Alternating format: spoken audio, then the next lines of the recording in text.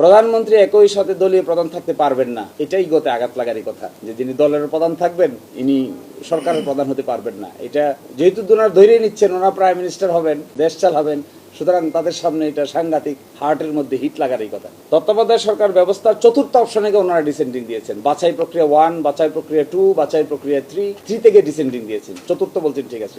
নিম্ন কক্ষের নির্বাচনে প্রাপ্ত ভোটের সংখ্যানুপাতিক প্রতিনিধিত্বে উচ্চ কক্ষের 100 জন সদস্য নির্বাচিত হয়েছেন।